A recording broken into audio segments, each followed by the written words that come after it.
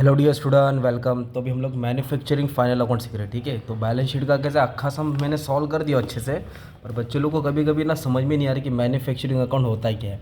तो आपने ट्वेल्थ में किया था, ट्रेडिंग अकाउंट बना रहे थे, प्रॉफिट एंड लॉस बना रहे थे और बैलेंस शीट बना रहे थे ना।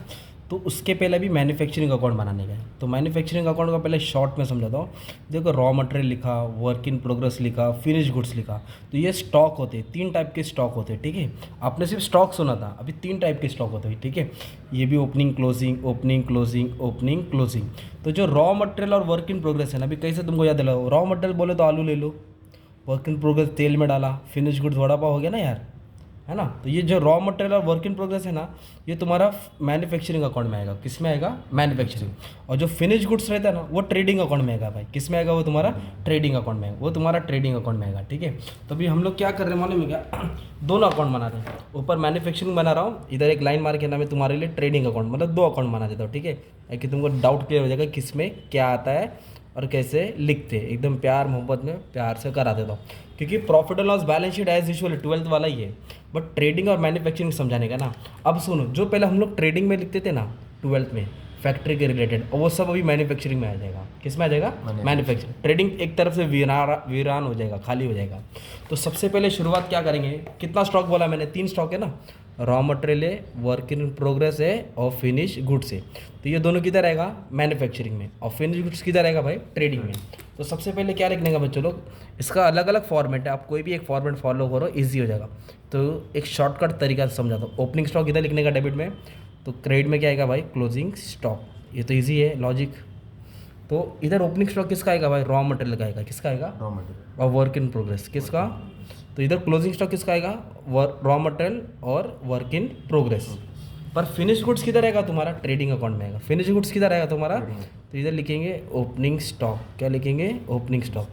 इधर क्या लिखेंगे? By closing stock. बट किसका आएगा? Finish goods. किसका आएगा? फिनिश गुड्स, है ना। अगर मुझे पोस्टिंग करना है सम से, तो मैं कैसे करूँगा? एक एक नाम उठाता हूँ। देखो कितना स्टॉक दिया है? 3 स्टॉक दिया है। तो ये मैन्युफैक्चरिंग में आएगा, ये मैन्युफैक्चरिंग में आएगा, ये ट्रेडिंग में आएगा ना। तो मटेरियल का कितना दिया भाई? 3000। इधर लिख दिया मटेरियल 3000। फिर कितना दिया? वर्क इन प्रोग्रेस कितना दिया? 4000। इधर लिख दिया वर्क इन प्रोग्रेस 4000। पर फिनिश गुड्स है ना अपना, फिनिश गुड्स, ये फिनिश गुड्स किधर आएगा अपना मालूम है क्या? फिनिश गुड्स को अपने को ट्रेडिंग अकाउंट में लिखना है। किधर लिखना है? वो जो तुम्हारा अकाउंट नीचे है। तो कितना दिया? फिनिश 8000, क्योंकि ये रेडी कर दिया ना प्रोडक्ट। तो क्योंकि कस्टमर को हम लोग क्या करते हैं? रेडी माल बेचते हैं ना, वड़ा पाव। तो इसके लिए इधर ओपनिंग आएगा, इधर क्लोजिंग। और ट्रेडिंग अकाउंट में तुमको सेल्स लिखने का। क्या लिखने का? और सेल्स रिटर्न माइनस आएगा। बस ट्रेडिंग अकाउंट में यही सब आएगा, इससे ज़्यादा आएगा नहीं। अब जो भी फैक्ट्री का खर्चा है वो सब यहाँ उठा के पटक देने का। चलो अब स्टार्ट करते हैं। अभी क्लोजिंग स्टॉक दिया भाई, किसका दिया? तो रॉ मटेरियल का और वर्क इन प्रोग्रेस का किधर आएगा? Manufacturing account. और क्लोजिंग स्टॉक कौन सा साइड में आता है? क्रेडिट में आता है। तो कितना दिया है? 1000, 5000। इधर लिखेंगे 1000, इधर लिखेंगे 5000, सिंपल। पर जो फिनिश गुड्स का है ना भाई, किसका?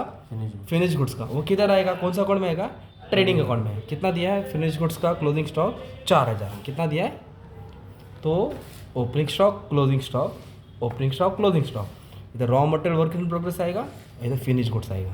तो चलो इसका लफड़ा खत्म हो गया। अब आ जाओ, परचेस ऑफ रॉ मटेरियल क्या है? तो जो भी माल खरीदे, फैक्ट्री के रिलेटेड मटेरियल खरीदे, वो सब फैक्ट्री में आएगा। फैक्ट्री का अकाउंट कौन सा भाई? Manufacturing account. तो परचेस ऑफ रॉ मटेरियल 40,000, सीधे लिखेंगे टू परचेस। तो उन्होंने क्या खरीदा? रॉ मटेरियल खरीदा, मतलब आलू उलू खरीदा रहेगा ना यार।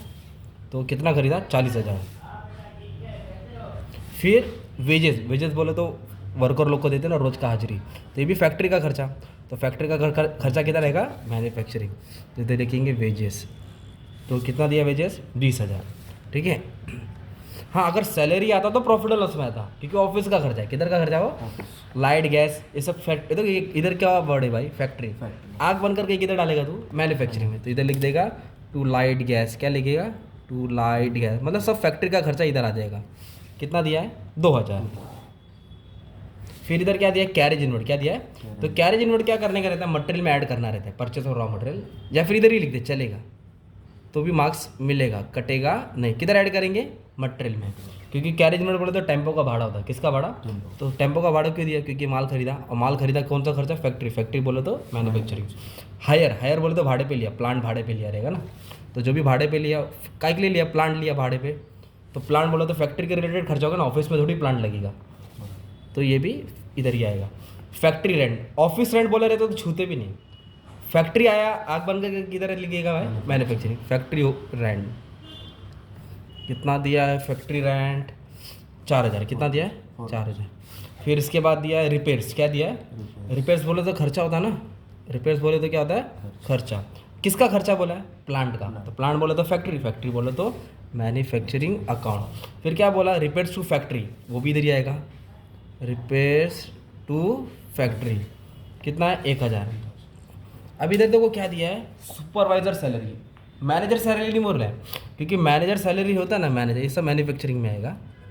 अगर मैनेजर सैलरी बोला रहता तो प्रॉफिट एंड लॉस में आता ना, सुपरवाइजर बोले तो मुकदम होता है, फैक्ट्री में रहता है, ये काम कर, सीधा बैठ, तम्बाकू मत खा, है ना, मतलब काम पे ध्यान देना, तो सुपरवाइजर सैलरी। ये भी किधर का खर्चा है दोस्त, तुम्हारा कहाँ का खर्चा है, फैक्ट्री का 8000।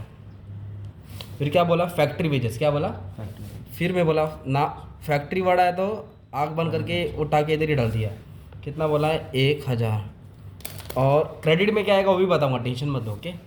फिर इधर रॉयल्टीज़, मतलब जो भी माल बना रहे उसका कुछ पेमेंट किया उन्होंने। प्रोडक्शन बढ़ा है, प्रोडक्शन तो फैक्ट्री में होता है ना यार, तो फैक्ट्री बोले तो कौन सा हो गया, मैन्युफैक्चरिंग। जगह शॉर्ट पड़ रहा है, छोटे में लिखता हूँ।